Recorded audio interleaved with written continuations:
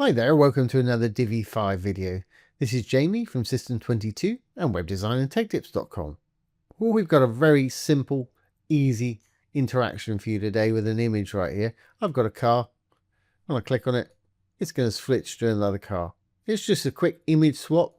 We're doing it on button click. I put a little icon there just to let people know they can click on it. Really easy to do, no coding involved. So let's get started.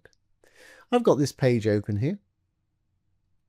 I've got a section here, the blue tab. Inside the section, I've got a row with 2 columns in it. Let's start on our second column here. I'm going to add an image module, funnily enough. Let's go down. There's an image module. Throw in whatever image you want. Throw in another one of these crazy cars, perhaps. Then I'm going to add a new image, or you can just clone this one here to add a new image. I'm going to click on it. And we'll pop a different image in here perhaps.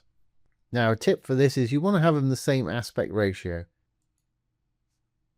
Otherwise, it's going to change shape when you flip between the two. Okay, what I'm going to do now is I want to give both of these a name so we can identify them. So the first one, we're in the image under the content. At the bottom is meta. If you're working with Divi 4, it used to be called admin label. I'm going to call this I1 C2. So image 1 column 2. I'm going to go into the next one. We should be in the right place already. I'm going to call this I2 C2. Image 2 in column 2 there. Perfect. This will just help identify them when we add the interaction. Okay, well let's go into our first one now. Again, I'm going to click on the top one. I'm going to go over to Advanced, New Divi 5 Interactions tab right here. I'm going to click on it. I'm going to add an interaction. When we click on it, I'm going to select click here. I want it to toggle the visibility, so that's set absolutely correctly. Target module. Well, I want to turn it, I want to make its own module invisible, and I also want it to toggle the visibility of the one down below. So here they are, image 1 and image 2 right there. I've actually put an exclamation mark there, doesn't matter. So I'm going to add that one. I'm going to add another interaction, doing exactly the same thing, but for the number 2 down below there. That's why we put the admin label in. It makes it much easier to find, especially if you've got a lot of content on the page. Great. One. So the second one, I'm going to click on it. And it's taking us to the right place, the interactions. Let's do exactly the same thing. I'm going to click on it. I'm going to toggle the visibility. Number 1. I'm going to add another one. Click. Toggle the visibility. Number 2. That way it's going to turn itself off and the other one on each time. Now what we need to do is hide whichever one you don't want to see first. You can do that easily by going down below to visibility. We're still under the advanced tab here. I'm going to disable this one on all, and as you can see, it grays it out. Now essentially that's all we need to do. In a moment I'll show you how to add an icon like I did with this one over here if you want to. But let's save this. Let's get rid of the preview we've got there. We'll add a preview on the front end. There's our initial image. When I put my mouse over it, as you can see, it's got the nice little hand icon there. When I click on it, it's going to go to the other one, and still there's a hand icon. When I click, it's going to flip back. Really easy little image toggle. Now, like you say, you may want to put something there so people know that something is going to happen. What I did, I just added a little icon and put it in absolute positioning there. Really easy to do. I'll show you how to do that. So I'm just going to click on this column. I'm going to hit the little dark button there to add a new module. Funnily enough, we're going to use an icon. You can use anything you want there. You can upload your own little image, whatever you want to use. And I just search for a hand. And that's pretty common right there. Now if we go over to design, I'm going to make mine white in color. Obviously use whatever color you want. It's going to disappear into the background there. That's okay. I'm going to make it about 30 pixels in size, but again, that's entirely up to you. Now I want to position it on my top right or wherever you want to position yours. So we can go over to the advanced. We can go over to position. I'm going to change it from default to absolute. As you can see, by default, it puts it in the top left. I'm going to have mine on the top right. Looks like that's a little bigger than my other one. Let's just take it down to the same size. I think it's probably 20. That looks more like it.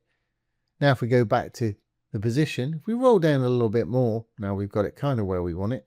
I'm going to offset it by 10 pixels from the top and 10 pixels from the side there. That works for me. Now if we do another save and refresh this page, here it is. We got our little icon there telling people something is going to happen when they click on it. That's really nice. Now there's one little caveat with this. If you add a little icon up here, if they actually put their mouse over this icon, nothing is going to happen. You see, we've lost the hand icon. If I actually click on that icon, it's not going to flip. If I click off of it, it's going to flip. If you want to use the icon and you want them just in case they want to click on this icon for it to flip, really easy fix. Let's go back to the page now.